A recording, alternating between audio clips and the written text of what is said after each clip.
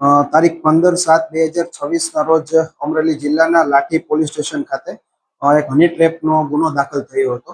આ જે ગુનો છે તે કુલ 5 વ્યક્તિઓ વિરુદ્ધ દાખલ થયો હતો, જેમાં નિલેશ ગોસ્વામી, શ્યામ તથા 2 અજાણ્યા ઈસમો તથા 1 અજાણી મહિલા વિરુદ્ધ દાખલ કરવામાં આવ્યો હતો.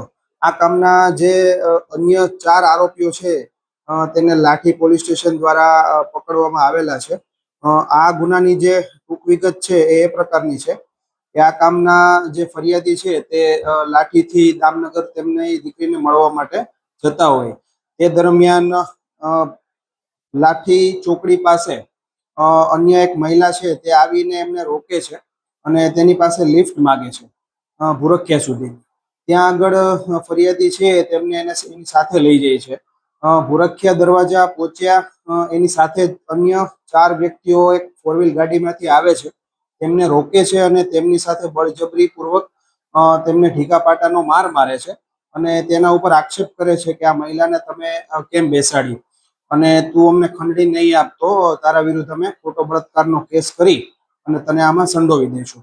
આમ કરી અને ફરિયાદી પાસે આ કામના જે 5 આરોપીઓ છે તેમના દ્વારા 2.5 લાખ રૂપિયાની ખંડણી માંગવામાં આવી હતી.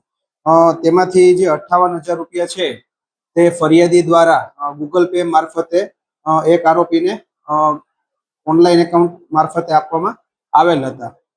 આ બનાવ બન્યા બાદ જે 5 આરોપીઓ છે તે નાસી ગયેલ હોય લાઠી પોલીસ સ્ટેશનમાં BNS ની કલમ 140(3), 308(5), 308(7), 61(2), 115(2), 126(2) તથા 351(3) મુજબ ધોરણસર ગુનો દાખલ કરવામાં આવ્યો હતો.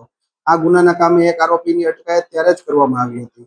અન્ય જે 4 આરોપીઓ છે તેને લાઠી પોલીસ સ્ટેશન દ્વારા ભાવનગર તથા અમદાવાદ શહેર પોલીસની મદદથી પકડી પાડવામાં આવ્યા છે. જે 4 આરોપીઓ છે તેનું નામ છે ઘનશ્યામભાઈ ધીરુભાઈ લાઠિયા, નિલેશભાઈ અશોકભાઈ ગોસ્વામી, રાજેશભાઈ ઉર્ફે રાજુ ભીખાભાઈ કાથરોટિયા, હેતલબેન વાઇફ ઓફ નરેશભાઈ સોરઠિયા. આ 4 આરોપીઓને પોલીસ દ્વારા પકડવામાં આવ્યા છે. આ કામના જે આરોપીના જે મુદ્દામાલ જે છે 58,000 રૂપિયા પૂરેપૂરા પોલીસ દ્વારા રિકવર કરવામાં આવ્યા છે. તદુપરાંત એમના જે 4 મોબાઈલ ફોન છે તથા જે 4 વ્હીલનો ઉપયોગ કરવામાં આવ્યો હતો તે તમામ વસ્તુ પોલીસ દ્વારા કબજે કરવામાં આવી છે. આ જે આરોપીઓ છે તેનો ગુનાહિત ઇતિહાસ ખૂબ જ વિશાળ છે.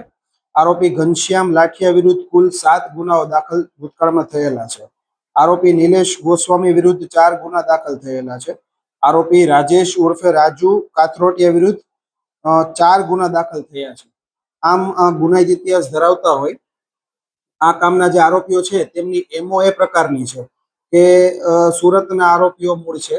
એ લોકો મહિલાઓને સંપર્ક કરી અને અલગ અલગ જગ્યાએ આવી રીતે હની ટ્રેપ કરવા માટે તેમને સહમતિ લઈ અને આવી રીતે અલગ અલગ ફરિયાદીઓને હની ટ્રેપ કરતા રહે છે અને આમના વિરુદ્ધ ખૂબ જ ગંભીર ગુનાઓ દાખલ થયેલા છે. આગળની તપાસ છે હાલ ચાલુ છે.